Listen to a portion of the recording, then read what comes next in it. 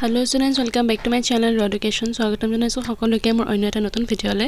আজি ভিডিঅটোত আমি আলোচনা কৰিম যিসকল ছাত্ৰ-ছাত্ৰী এবাৰ হাই স্কুল শিক্ষান্ত পৰীক্ষা দি আছে 2023 বৰ্ষৰ তেওঁলোকৰ বাবে জেনেৰেল সায়েন্সৰ কেইটামান most important question answer discuss কৰিম। ছাত্ৰ-ছাত্ৰীসকল আজি ভিডিঅটোত মই লৈছো জেনেৰেল সায়েন্সৰ কেইটামান ইম্পৰ্টেন্ট কোৱেশ্চন আনসাৰ। ইয়াত লং কোৱেশ্চন আছে, MCQ কোৱেশ্চন আছে। এখন হোম টিউটৰৰ পৰা মই দিছো যাতে তোমালোকৰ আগন্তুক হাই স্কুল শিক্ষান্ত পৰীক্ষাত সুবিধা হয়, অলপ যাতে হেল্প হয় তোমালোকৰ।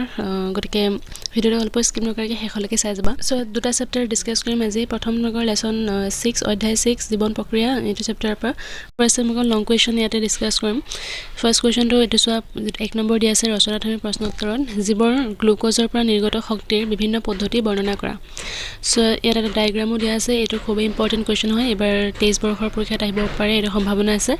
এতিয়া আগবাইছো তাৰ নেক্সট কোৱেশ্চনটোলে। ইয়াত আনসাৰ বিলাক দিয়া আছে, মই গোটেই আনসাৰখিনি কৈ নাথাকো নহলে ভিডিঅটো বহুত দীঘল হৈ যাব। সো তোমালোকে চাই যাবা, ইয়াত আনসাৰখিনি শেয়াৰ কৰা আছে। তো নেক্সট কোৱেশ্চনটো হ'ল উদ্ভিদত কেনেকৈ পানী খাদ্য আৰু আন দ্ৰব্যসমূহ পৰিবাহিত হয়। এটো 15নটো আহিছে, 2015নটো আহিছে। এটো খুব ইম্পৰ্টেন্ট কোৱেশ্চন হয়, তোমালোকে ভালকৈ চাই যাবা। নেক্সট 4 নম্বৰ প্ৰশ্নটো চোৱা মানুহৰ খাদ্য নলীৰ বিভিন্ন অংশত হোৱা পাচন প্ৰক্ৰিয়া বৰ্ণনা কৰা। এটো খুব ইম্পৰ্টেন্ট কোৱেশ্চন হয়, তোমালোকে ভালকৈ চাই যাবা। এটো এটা আগবাইছো নেক্সট ইম্পৰ্টেন্ট কোৱেশ্চনটোলে মানুহৰ উশাহ নিশাহ প্ৰক্ৰিয়া বৰ্ণনা কৰা। জলচৰ প্ৰাণীৰ শ্বাস প্ৰশ্বাস হাৰ স্থলচৰ প্ৰাণীতকৈ কিয় বেছি। এটো খুব ইম্পৰ্টেন্ট কোৱেশ্চন হয়, ভালকৈ চাই যাবা তোমালোকে। আনসাৰটো ইয়াত দিয়া আছে। তাৰ নেক্সট কোৱেশ্চনটো হ'ল সালোক সংশ্লেষণ কি? সালোক সংশ্লেষণৰ সময়ত হোৱা মুখ্য ঘটনাসমূহ কি কি? উদ্ভিদে কেনেকৈ CO2 শোষণ কৰে। সো এইকেইটা কোৱেশ্চন আনসাৰ তোমালোকে খুব ভালকৈ চাই যাবা। এতিয়া আগবাইছো তাৰ নেক্সট কোৱেশ্চনটোলে মানুহৰ ৰেচন তন্ত্ৰৰ অংশসমূহৰ নাম লিখা। মূত্ৰ উৎপাদন আৰু বৰ্জন প্ৰক্ৰিয়াৰ বিষয়ে লিখা। এটো 18 চনতো আহিছে, খুব ইম্পৰ্টেন্ট কোৱেশ্চন হয় এটা লং কোৱেশ্চন। সো এটা ভালকৈ চাবা তোমালোকে। তাৰ নেক্সট ইম্পৰ্টেন্ট কোৱেশ্চনটো হ'ল তাৰ নেক্সট এতিয়া অতিৰিক্ত প্ৰশ্নলৈ আহিছো। ইয়াত MCQ দিয়া আছে। প্ৰথম কোৱেশ্চনটো খুব ইম্পৰ্টেন্ট আছে। ইয়াতে মানুহৰ বৃক্ক দুটা কোনটো প্ৰক্ৰিয়াৰ অংশ। ইয়াত অপচনছ বিলাক দিয়া আছে পৰিপুষ্টি, শ্বসন, ৰেচন, পৰিবহন। কাৰেক্ট আনসাৰটো হ'ব ৰেচন। তাৰ নেক্সট কোৱেশ্চনটো হ'ল উদ্ভিদৰ দেহত জাইলেমৰ কামসমূহৰ পৰিবহন, খাদ্যৰ পৰিবহন, এমিনো এচিডৰ পৰিবহন, অক্সিজেনৰ পৰিবহন। ইয়াৰ আনসাৰটো হ'ব অপচন A পানীৰ পৰিবহন। তাৰ নেক্সট কোৱেশ্চনটোলৈ আহিছো এতিয়া। এটা শৰ্ট কোৱেশ্চনৰ ভিতৰত এইকেইটা কোৱেশ্চন ইম্পৰ্টেন্ট হয়, খুব ইম্পৰ্টেন্ট। লালটিত থকা পাচক উৎসেচকটোৰ নাম কি? ইয়াৰ আনসাৰটো হ'ল টাইলিন।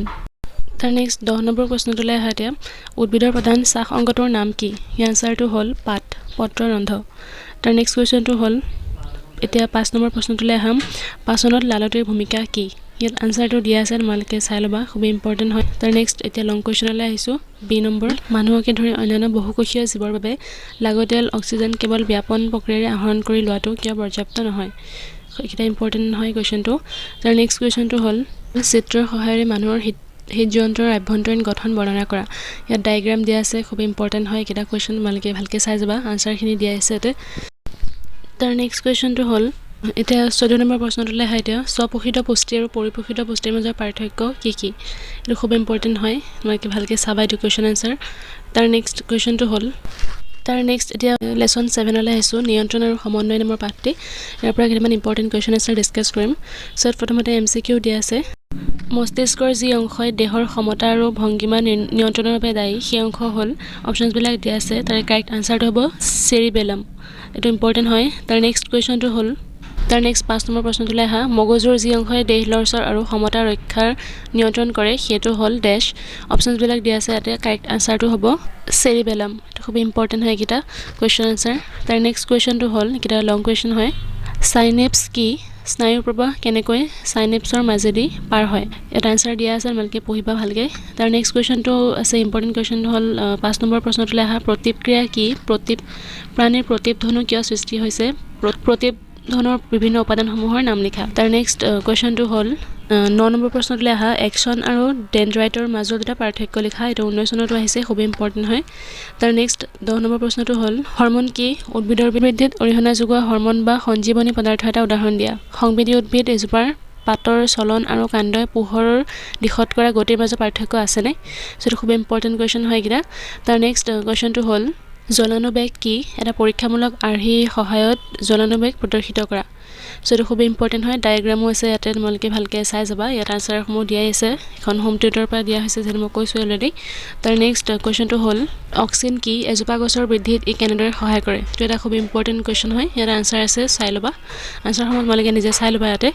তাৰ নেক্সট কুৱেশ্চনটো হ'ল এতিয়া অতিৰিক্ত প্ৰশ্ন আছে ইয়াতে, ইম্পৰ্টেন্ট MCQ বিলাক দিয়া আছে, তোমালোকে চাই যাবা। তাৰ কেইটামান ইম্পৰ্টেন্ট কুৱেশ্চন হ'ল নিউৰন কি? ইয়াত আনসাৰটো হ'ল স্নায়ুতন্ত্ৰৰ গঠনাত্মক আৰু কাৰ্যকৰী এককক নিউৰন বোলা হয় The next question to hall hormone শব্দটো কোনে প্ৰথমে প্ৰৱৰ্তন কৰিছিল আনসাৰটো হল ওয়েলিছ আৰু ষ্টাৰ্লিঙে ছাত্ৰ-ছাত্ৰীসকল ইমানখিনি আছিল আজি ভিডিঅ'ত আলোচনা কৰিবলগীয়া জেনেৰেল সায়েন্সৰ কিমান ইম্পৰ্টেন্ট কোৱেশ্চন আনসাৰ আশা কৰোঁ তোমালোকৰ অলপ হ'লেও যাতে হেল্প হয় যদি কোনোবা ষ্টুডেণ্টে মোৰ চেনেলটো প্ৰথমবাৰ চাই আছে তেতিয়াহ'লে লাইক শেয়াৰ সাবস্ক্ৰাইব কৰি নাপাহৰিবা গতিকে পুনৰ লগ পাম অন্য এটা নতুন ভিডিঅ'ত আজি ভিডিঅ'টো চোৱাৰ বাবে ধন্যবাদ